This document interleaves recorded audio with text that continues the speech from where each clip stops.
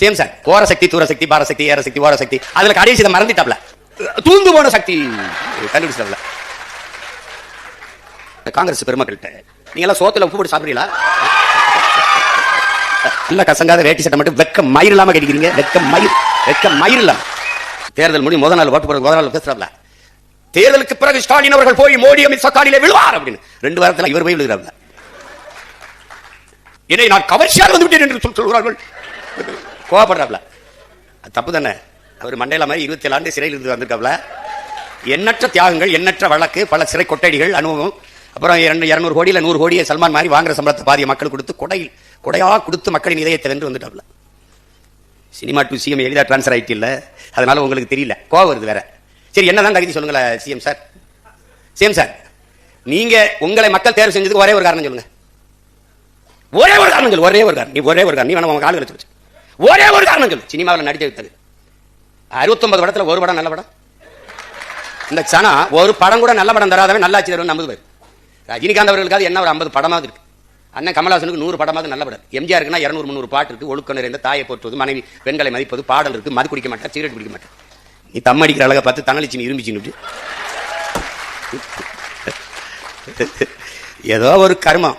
இதுல கோவச்சுக்கிறதுக்கு என்ன இருக்கு சிஎம் சார்? நீங்க இங்க கோவச்சுறது ஒண்ணும் இல்லை. ஒத்துக்கிறங்க மனச்சான்றோட. நீங்க தான் பெரிய நேர்மையான சிகரம் ஆயிடுச்சு. ஏதா இருந்தாலும் பள்ளி ஒரு கேள்விதான். நீங்க கரூருக்கு வரலைன்னா கூட்டல் என்ன நெரிசல் என்ன சாவில்லை. இதானே மூல காரணம் யாரு? நீங்க. அந்த குற்ற உணர்வோடு நானும் ஒரு காரணமா இருந்துட்டு வருந்தேன். இதுவரை நீங்க ஒரு வார்த்தை பதிவு செய்யல சிஎம் சார். நீங்க பதிவு செய்யல. ஆனால் நீங்க மக்கள்கிட்ட ஒரு வார்த்தை போட்டு எம்எல்ஏ போட்டாரியா ஸ்டாலின் ஐயா அரசு போட்டுருச்சு. இன்னைக்கு அழகா சொல்ற எம்எல்ஏ பழிய போட்டாங்க. பழி இப்போ உங்ககிட்ட இருக்கு. உளவுத்துறை இருக்கு, காவல்துறை இருக்கு, எல்லா சிபிசிஐடி இருக்கு, எல்லாம் இருக்கு.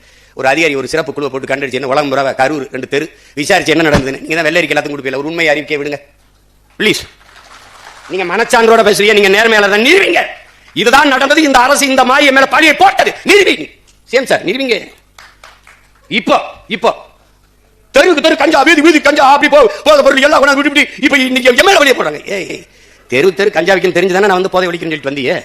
நான் ரொம்ப நாளாக கேட்கலையே. முதல்வன் படம் மாதிரி காலையில் 5 மணி, சாயந்தரம் 5 மணி வாத எங்கேயாவது வித்தானா சொல்லு கூட எனக்கு. இதுல நம்மால இன்னும் கொஞ்சம் நீ சப்போர்ட் பண்ணிருக்கலாம். அடப்பாவி, இதுவே அதிகம்டா. டேய் இவரு நம்மால யாரு இன்னும் கொஞ்சம் நீ சப்போர்ட் பண்ணிருக்கலாம். கொடுமடா டேய். பொலிட்டிக்கல் டிசாஸ்டர் நடந்துருச்சு. அரசியல் பேரிடர். அதை மக்கள் அனுபவிச்சுக்க வேண்டியதுதான். பாட்டுக்கு 10 ரூபா, பாட்டுக்கு 10 ரூபா, பாட்டுக்கு 10 ரூபாய்ட்டு அதிகாரத்துக்கு வந்து பாட்டுக்கு 10 ரூபா அப்படிலாம் கிடையாது. அதெல்லாம் நிறுத்த முடியாதுங்க. ஒரே நாள் சினிமா மாதிரிலாம் முடியாது. அமைச்சர் வியாக்கியம் இல்ல, அங்க ஊழியர்களுக்கெல்லாம் அவர்களுக்கு காசு செலவுக்கு இந்த பாட்டில் எடுத்து வைக்கிறது, அதுக்கெல்லாம் 10 ரூபாய்க்கு வித்தாத்தா அப்படின்னு. இவ்வளவு தர்மணி ஆயத்து உங்களால செல்லலப்பா. மதுரையில் பேசும்போது நம்முடைய மாண்புமிகு முதல்வர் ஐயா அவர்கள், இந்த மீனவர்கள் இதற்காக நீங்கள் மோடிஜி நீங்கள் கச்சத்தீவை மீட்டு கொடுத்துட்டு அது போதும். இப்ப மீன்வளத்துறை அமைச்சர்கிட்ட சார் இந்த கச்சத்தீவை மீட்கிறது அதிகாரி 3 தடவை நோ கமெண்ட்ஸ் அமைச்சர். அது இப்ப நம்ம பேச தேவையில்லை. No comments. ஏண்டா நோ கமெண்ட்ஸ் சொல்றதுக்காடா இவ்வளவு பேர் கிளம்பி வந்தீங்க? அவன் அந்த அமைச்சர் பெருமகன். நாங்க தூத்துக்குடிய ஒரு போர்ட்ஸ் நகரமாக, துறைமுக நகரமாக அதான் எங்க தலைவருடைய. டேய் அது துறைமுக நகரம் தான்டா அது. இப்ப நம்ம கடல்ல விழுந்து சாகிறதா இல்ல கிணத்துல விழுந்து சாகிறதா? எங்க எந்த பக்கம் போறது? எங்க பார்த்தாலும் முட்டிச்சந்து மூத்திர சந்தாரு. காருமம் எம்எல்ஏவே நின்றுட்டு நான் எம்எல்ஏ வெளியூருக்கு போயிட்டாங்க நம்பிட்டு வருது சனா. ஏன்னா சனதே நம்ம தான் எம்எல்ஏன்னு தெரியல. முதல்வருக்கே தெரியாது எத்தனை பேர் எம்எல்ஏ, எவனுக்கு சீட்டு கொடுத்தா எந்தெந்த தொகுதின்னு தெரியாது. ஓட்டு போட்டவனுக்கும் தெரியல, சீட்டு கொடுத்து நிறுத்தினவனுக்கும் தெரியாது யார் எம்எல்ஏ. எங்க மொத்த பேரையும் அப்படி சொல்லு 108 பேரை 107 பேர். மக்கள் விரோத ஆட்சியை மக்கள் விரோதம். எது மக்கள் விரோதம்? ஒருத்தர் 2 தொகுதியில் நிக்கிறதாண்டா முதல் மக்கள் விரோதம். இன்னொரு ஜனநாயகத்தில் இன்னொரு கணக்கான வாய்ப்பு பறிக்கப்படுகிறது. முதல் விரோதம். இரண்டாவது, நீங்க 2 தொகுதியில் வென்று ஒரு தொகுதியை பதவி விலகிற போது வலுக்கட்டாயம் அங்கு ஒரு இடைத்தேர்தல் திணிக்கப்படுகிறது. அந்த தேர்தலுக்கு குறைஞ்சது 10 நாள் 17 நாள் விடுமுறை விடணும். அங்க இருக்கிற அதிகாரிகள் வேலை செய்யணும். அங்க இருக்கிற பள்ளி கல்லூரி விடுமுறை விடணும். எல்லா அதிகாரிகள் வேலை செய்யணும். அதுக்கு குறைஞ்சது 20 கோடி செலவு பண்ணணும். நீங்க விலகிறதோட இல்லாம பல வேற விலக சொல்லி வேற சேர்த்துட்டிய. ஏன்னா நீங்க தூய சக்தி இல்ல. நீங்க கோர சக்தி, தூர சக்தி, பார சக்தி, ஏற சக்தி, ஓர சக்தி.